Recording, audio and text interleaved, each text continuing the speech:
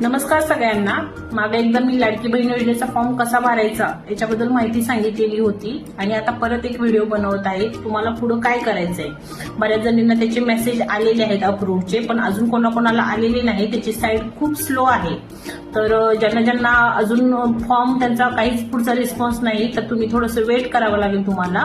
ज्यांचे रिजेक्ट झालेले आहेत त्याच्यासाठी पण तुम्ही वेट करा किंवा फॉर्म परत सबमिट करता येतो का चेक करा.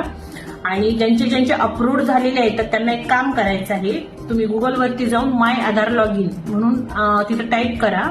त्याच्यानंतर खाली तुमचा आधार नंबर आहे तो टाका, कॅप्चा टाका आणि तिथं तुम्हाला ओटीपी येईल. ओटीपी आल्यानंतर तुम्हाला खाली एक ऑप्शन येतो बँक सिडम स्टेटस म्हणून. तर त्याच्यावरती क्लिक करून बघा की तुमची बँक आहे ती आधार कार्डाला लिंक आहे का. जर लिंक असेल तर तिथं ऍक्टिव्ह असं स्टेटस येतं, पण जर ऍक्टिव्ह नसेल तर तिथं इनऍक्टिव्ह दिसेल तुम्हाला. तर तुम्हाला ते लवकरात लवकर चेक करून जवळची तुमची जी बँक लिंक केलेली आहे त्याला तुम्ही जाऊन ऍक्टिव्ह करून घ्या. कारण तिथं आधार कार्ड तुमचं जर लिंक नसेल तर तुम्हाला त्याचा काहीच उपयोग होणार नाही. तुम्ही लवकरात लवकर ते चेक करून बघा आणि लाडकी बहीण